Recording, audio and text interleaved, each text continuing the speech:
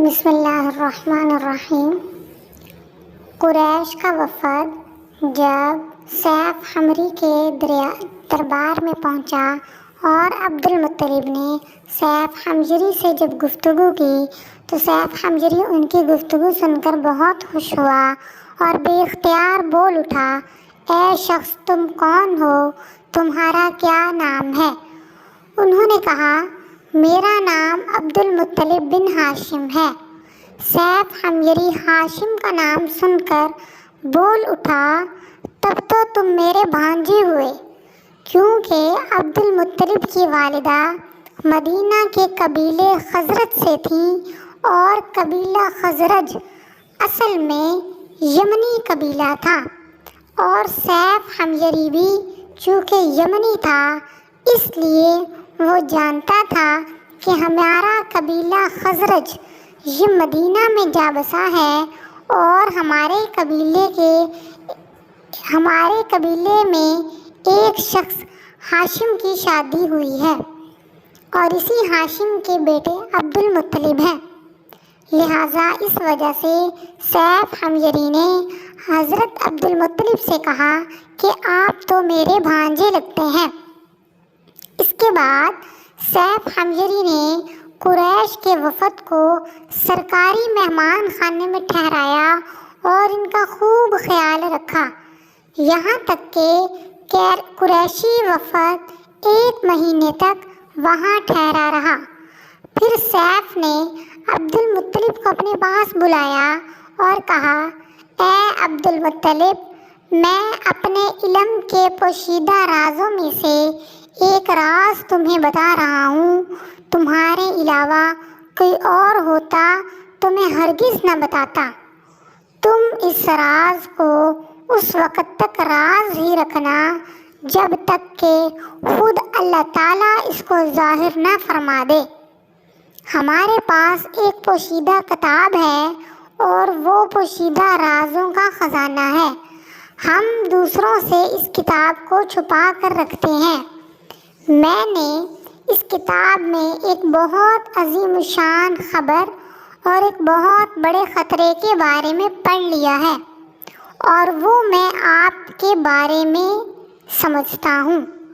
عبد المطلب یہ باتیں سن کر بہت زیادہ حیران ہوئے اور فوراً پوچھنے لگے، میں سمجھا نہیں، آپ کیا کہنا چاہتے ہیں؟ سیف حمجری نے کہا، سنو عبد المطلب، جب تہامہ کی وادی یعنی مکہ میں ایسا بچہ پیدا ہو جس کے دونوں کندھوں کے درمیان بالوں کا گچھا یعنی مہر نبوت ہو تو اسے امامت اور سرداری حاصل ہوگی، اور اس کی وجہ سے تمہیں قیامت تک کے لیے اعزاز ملے گا اور عزت ملے گی۔ عبد المطلب نے یہ سن کر کہا کہ بادشاہ سلامت، اس بچے کا زمانہ کب ہوگا؟ بادشاہ نے جواب دیا، یہی اس بچے کا زمانہ ہے، وہ اسی زمانے میں پیدا ہوگا یا پیدا ہو چکا ہے۔ اس کا نام محمد ہوگا، اس کی والدہ کا انتقال ہو جائے گا، اس کے دادا اور چچا اس کی پرورش کریں گے۔ ہم بھی اس کے آرزو مند رہے کہ وہ بچہ ہمارے ہاں پیدا ہو، اللہ تعالیٰ اسے کھلے عام ظاہر فرمائے گا اور اس کے لیے ہم میں سے یعنی کہ مدینہ کے قبیلہ خزرج میں سے اس نبی کے ساتھی اور مددگار بنائے گا۔ ان کے ذریعے اس نبی کے خاندان اور قبیلے والوں کو عزت حاصل ہوگی اور ان کے ذریعے اس کے دشمنوں کو ذلت ملے گی، اور ان کے ذریعے وہ تمام لوگوں سے مقابلہ کرے گا اور ان کے ذریعے زمین کے اہم علاقے فتح ہو جائیں گے۔ وہ نبی رحمان کی عبادت کرے گا، شیطان کو دھمکائے گا، آتش کدوں کو ٹھنڈا کرے گا، بتوں کو توڑ ڈالے گا، اس کی ہر بات آخری فرمان ہوگی، اس کے احکامات انصاف والے ہوں گے، وہ نیک کاموں کا حکم دے گا، خود بھی ان پر عمل کرے گا، برائیوں سے روکے گا، ان کو مٹا ڈالے گا۔ عبد المطلب نے سیف حمجری سے کہا کہ آپ مجھے اس کی کچھ اور تفصیل بتا دیں۔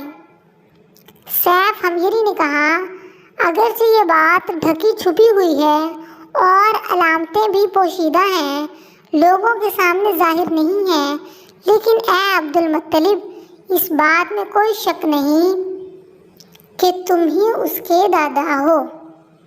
عبد المطلب یہ سن کر فوراً سجدے میں گر گئے اور پھر سیف حمزری سے انہوں نے کہا،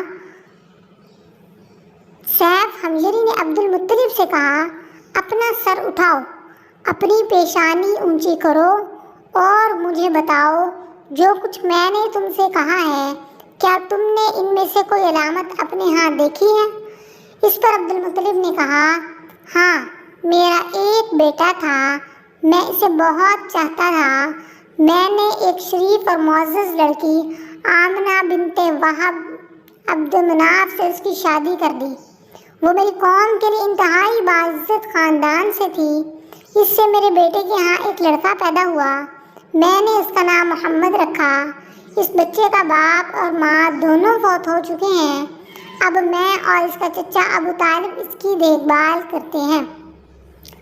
اب سیف حمزری نے ان سے کہا، میں نے تمہیں جو کچھ بتایا ہے وہ واقعہ اس طرح ہے کہ اب تم اپنے پوتے کی حفاظت کرو، اسے یہودیوں سے بچائے رکھو، اس لیے کہ وہ اس کے دشمن ہیں۔